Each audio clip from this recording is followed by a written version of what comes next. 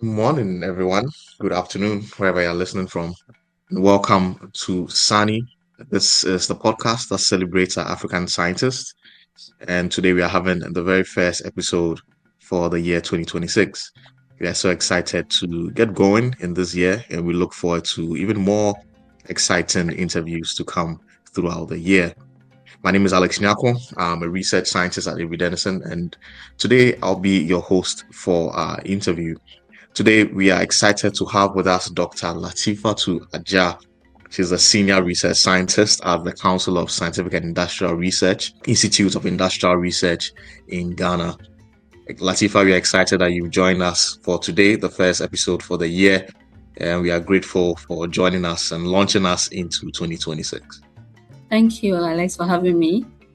We always like to begin with trying to understand a bit more of our interviewee's background. So, Latifa, if you could tell us a bit more of how you started this journey, we'd like to know of your background, the career journey, what past experiences brought you to where you are and what you are doing now. What influence, upbringing, schooling influence that helped to shape your career path and shape the field that you are in currently. Just to give us a brief snippet of what really influenced you and how you were able to come onto this path that you are currently on. Thank you so much for the question. And good afternoon and good morning, wherever your cherished listeners are. I grew up in Medina, Accra, where I developed curiosity, resilience, and a strong desire to understand how things work. My secondary school, West Africa Secondary, although I initially planned to study business, I pursued general science and discovered a deep interest in physics and chemistry. I also participated in science projects, including designing an inverter to convert direct current to alternating current, which we exhibited at the Accra International Conference Center. And then I also participated in reviving the school's science club, further strengthened my leadership and teamwork skills. From there, I moved on to pursue a BSc in chemistry at Kwame Nkrumah University of Science and Technology, graduating with second-class upper honors in 2010. I was particularly passionate about applying chemistry to solve real-life problems there, and through initiatives such as Stratec, which is a trade and technology exhibition organized yearly by the Student Representative Council of KNUST. I engaged in product development, and during my national service, I also led efforts to formulate products, including soap, creams, and cosmetics. These practical experiences shaped my commitment to applied research and innovation. And after my national service, I received a scholarship to pursue master's at Hamburg National University in South Korea, where I earned a master's degree in applied chemistry and then further on a PhD in chemical and biological engineering. My postgraduate training strengthened my expertise in material science, electrochemical systems, and then sustainable technologies. Today, I serve as a senior research scientist and head of Sustainable Energy Technologies Division at the Council for Scientific and Industrial Research, Institute of Industrial Research in Ghana. My work focuses on renewable energy, green hydrogen, energy storage system, and circular economy solutions. Professionally, I am a member of the Ghana Institution of Engineering, the Electrochemical Society, the Korean Electrochemical Society, and then the Ghana Science Association. I also currently serve as a co-chair of the Ghana Young Academy and the local president of the Research Staff Association of the Council for Scientific and Industrial Research, Institute of Industrial Research. Okay, so these affiliations reflect my commitment not only to scientific excellence, but also to leadership, mentorship, and advancing science policy. and innovation for national development. So that's how far I have come with my career. Mhm. Thank you for sharing with us. So, one of the through lines I've seen as I interview scientists that come on this platform is during their early stages, the influence of either parents or teachers or somebody of responsibility that help to shape them and guide them into the various areas that they find themselves in. Um, could you share with us if these through lines are still reflective in your case as well? Because it would be interesting to see how you were influenced and how you were directed. Was it a teacher? Was it some person authority that helped to really mold you into becoming an enthusiastic scientist as you are now? So I think it's similar in my case, and I have a lot of people that have helped shape my career path and journey. So throughout my life, my greatest mentor has been my mother. Although she did not have formal education, she worked tirelessly to ensure all her children received quality education. Her resilience, sacrifice, and determination have had a profound impact on my career Mm, and character and ambitions. In senior high school, it was my physics teacher, Mr. Dominic Julius Kujo. He played a significant role in shaping my academic direction. He encouraged me when I didn't even believe in myself to excel and to pursue science confidently. At the university level, Professor Johannes Awuja, he by then was the head of division, and he guided me toward holistic development beyond academics.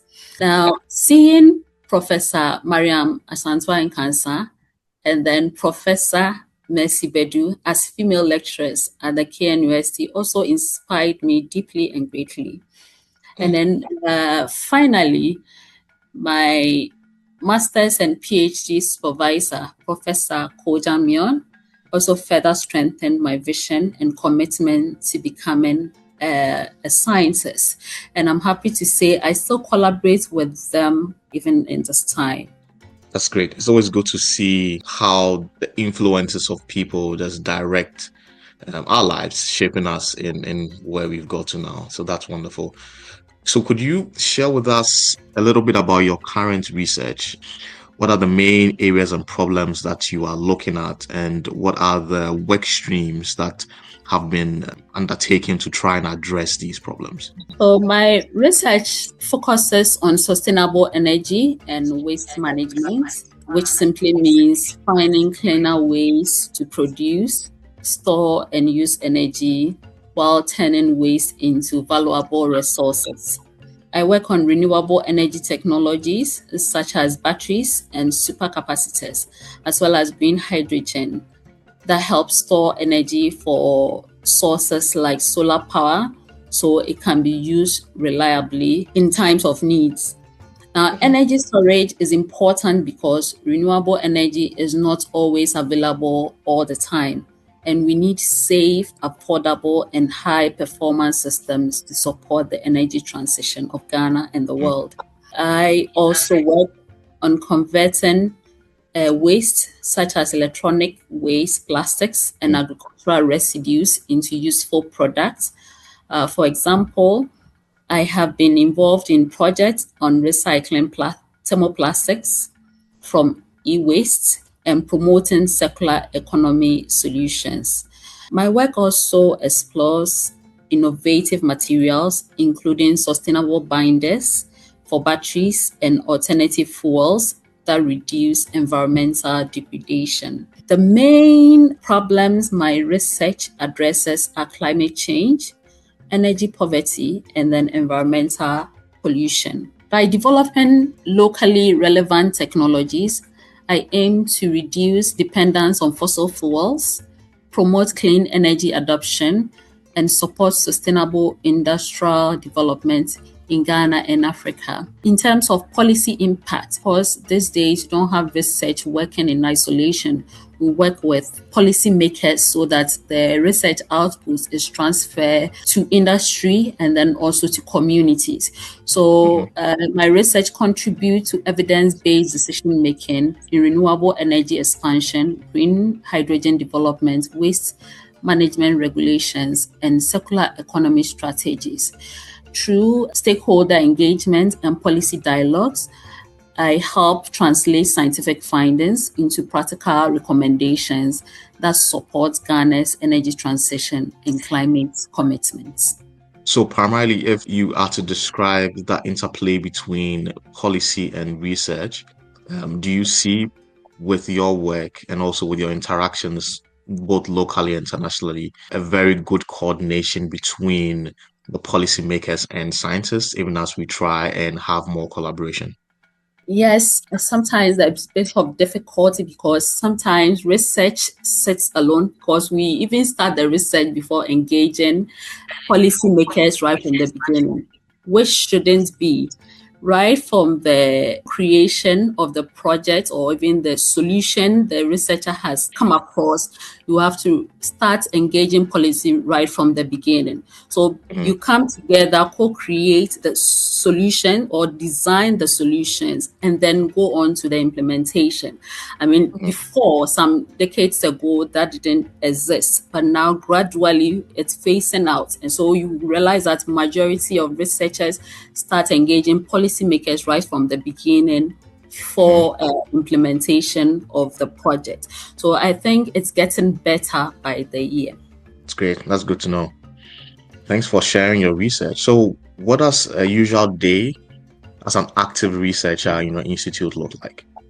A typical day as a senior research scientist involves a balance between research, leadership, and then stakeholder engagement.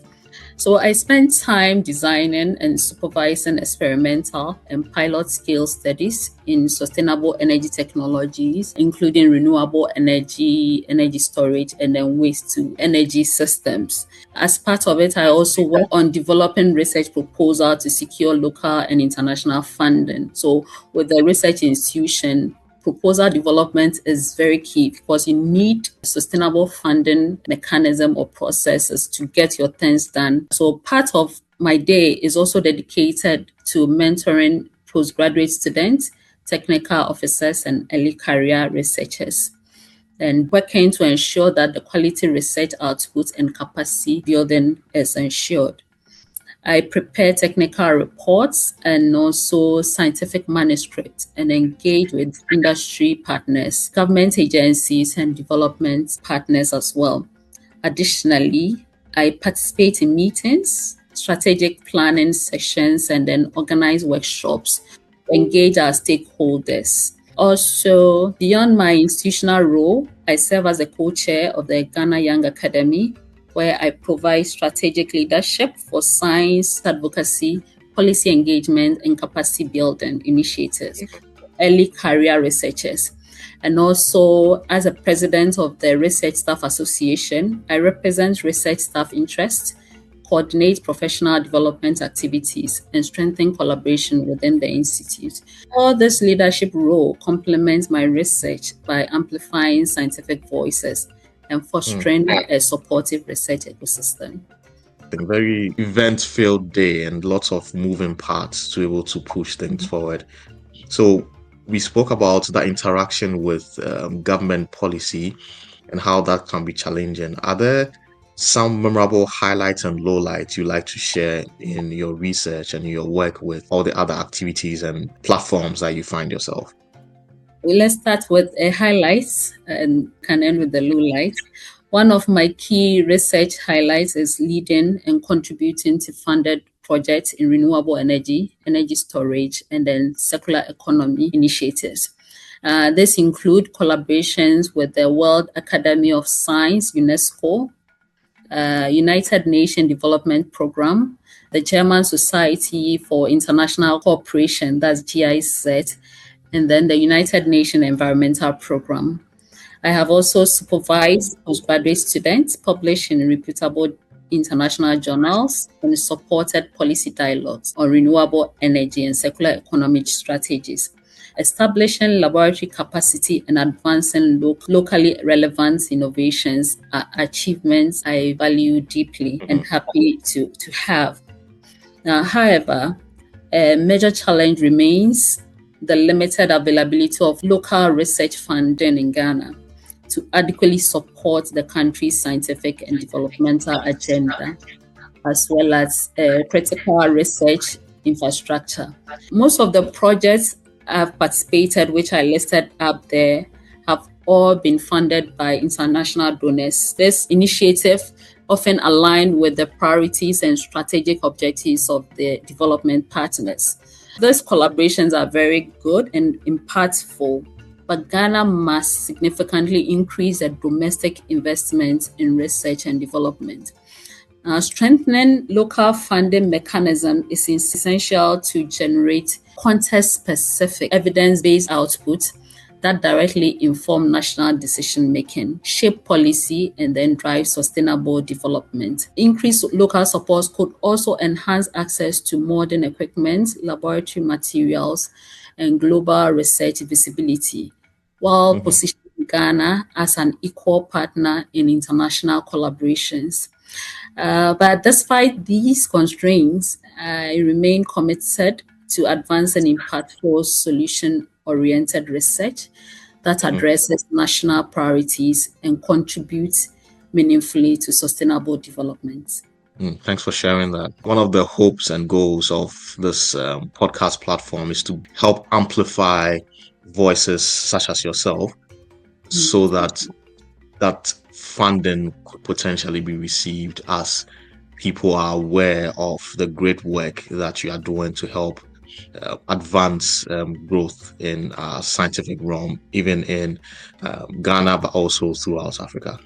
So definitely we'll continue to push forward with this initiative to try to get more assistance and get the voices of African scientists out there for people to see what is being done. So you mentioned that about working with postgraduate students. Can you tell us a bit more about your mentorship work and what you've been doing with postgraduate students? When it comes to my mentorship activities, it's really a critical pillar of my academic and professional journey. I have supervised and co-supervised students at multiple levels, including 2 PhD candidates at the Graduate School of Nuclear and Allied Sciences, University of Ghana, and 1 PhD and 2 MSc students at KNUST. I've also contributed to training of 468 undergraduate students at KNUST and Hamburg National University, South Korea. Currently at CSIR Institute of Industrial Research, I supervise postgraduate researchers, technical officers, national service personnel, and interns, guiding them in experimental design, data analysis, and scientific writing. Beyond academia, I actively support youth and community mentorship. I have mentored students through the African Institute for Mathematical Sciences, that's Girls in Mathematical Sciences program, and the Millennium Development Authority initiative with the Women in STEM Technology and Engineering Mathematics program. I've also contributed to the launch of key initiatives under the Women in Chemistry Network, where I serve as the secretary, including the Women in Chemical Sciences Mentorship Program, Women in Chemistry Network Male Champions, and then the Women in Chemistry Network School Outreach Program. Now, it's been very rewarding collaborating with all the mentors and then the male allies to advance these impactful programs. That's great. And I bet all of these students have really gotten a lot of inspiration from you and from your work. So, more grease to your elbows, and we continue to hope that you have that strength to keep on pushing on in mentoring young scientists. So with that, what advice will you leave with young aspiring scientists in Africa? So my advice to young aspiring scientists in Africa is simple. Be strategic, stay committed, and collaborate more, and then remain persistent. And science is not always an easy journey. There will be challenges such as limited resources, funding constraints, less mentorship opportunities, and a moment of self-doubt. However, resilience and consistency will set you apart. And focus on solving real problems in your community. Let your research be relevant and impact driven. Excellence should be your standard, not an option. And you should seek mentors, collaborate widely, and continuously upgrade their skills, especially in emerging technologies and interdisciplinary fields. Do not be discouraged by setbacks. Sometimes a delay opportunity is preparation for something greater. Believe in your capacity to contribute meaningfully to Africans' development through science and innovation. And then with focus, discipline, integrity, and hard work, you can build something that transforms communities and shape policy. That would be my advice. Thank you so much, Latifa, for sharing. Thank you so much for being with us today on Sani, launching us our first episode in 2026. Thank you for sharing your research, sharing your career journey, and really highlighting and celebrating all the folks who have helped you to get to the place where you are now. So once again, thank you for coming on board. Thank you for being on this platform. And thank you, our listeners, for spending time with us today. We hope that this has been insightful and useful for you. You can find us on Facebook at Sani, Instagram at Sani Podcast, and YouTube as Sani Podcast. As always, don't forget to like, share, and subscribe. And remember to send us your comments on today's episodes and other episodes that you've heard on our platform. And see you at our next episode. Thank you. Bye. Thank you. Bye for now.